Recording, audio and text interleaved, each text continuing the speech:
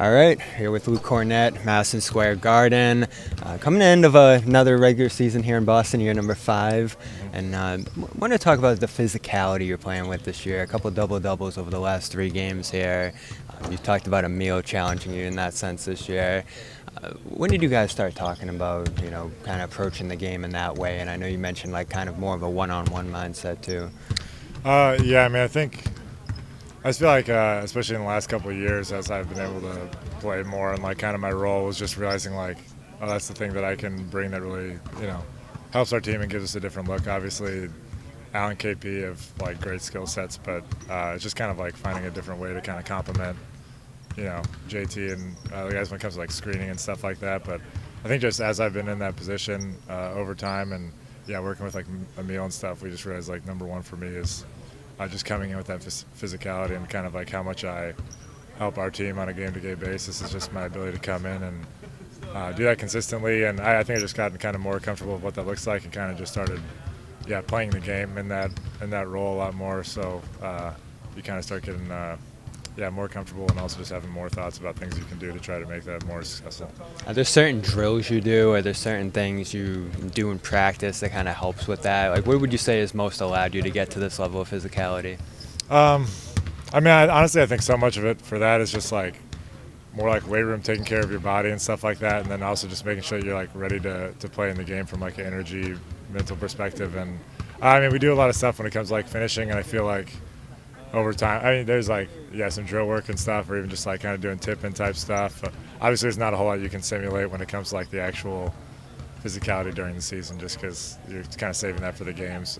But just having that experience in games, and also just like spending more time in those situations, you start, kind of just like opening doors and getting more comfortable with the things that are gonna like work and how you can play. And to a certain amount, a lot of it's just like instinctual and just kind of feeling that out. But I think over time, as you have the more experience, the instincts to do things just kind of, grow a little bit. And Emil's, we're all just kind of watching from our games and kind of seeing opportunities that I had and did well or didn't do. Yeah. Did you see the pick and roll numbers with Jayson? I think it's like Jokic, Murray, Tatum, Kornet.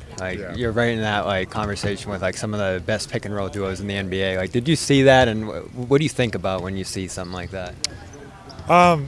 To be honest, it was like pretty strange to see. You're not really thinking about it. I think I do feel like me and JT have been able to just kind of grow in chemistry. And honestly, I think it's a lot of it's a credit to like him and his growth and development, where I feel like his decision making, like no matter what the coverage is, no matter what like the personnel on the floor is, I think his like awareness and growth and that stuff is, he's always had it. I feel like especially like the bench group type things where it gets into a lot of like pick and roll stuff with me and him and with our shooters around. He's always been great at it, but I feel like he's just kind of fine-tuned it more and more, and then I've been able to kind of develop more chemistry of how exactly to hold the reads, or I think just getting better at recognizing kind of how to get to your like fastball based on who's on the court and like what that's going to look like based on their coverage and our personnel and stuff like that, of what the advantage is. So it was cool to see. It's obviously there's like great company in that, but it's funny, you're just doing it a possession at a time, and that just kind of is what ends up coming out at the end.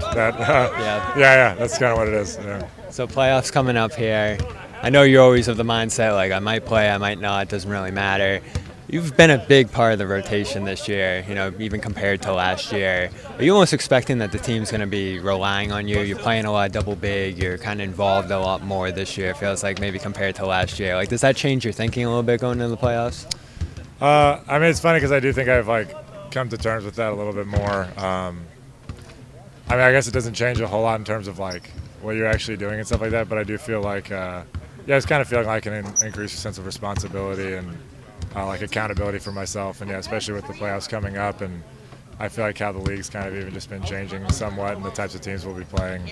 I think just recognizing the importance of kind of bringing that physicality and having that presence, and that's a dynamic that our team can really be served from. So I do think there's a bit about like ownership of that has definitely like grown, and I'm looking forward to do whatever I can to kind of just help us win and meet that challenge, and exceeded in certain ways, like as we get into the playoffs. Real quick, I know you told a story last time you were here that when you were playing for the Knicks, they didn't recognize you at security when you were here. I think, what were you, in a lift or something, or driving in? I just had like a black Camry at the time, which was my car from like high school, and so I think they thought it was like, not the typical standard vehicle of choice for NBA players, especially.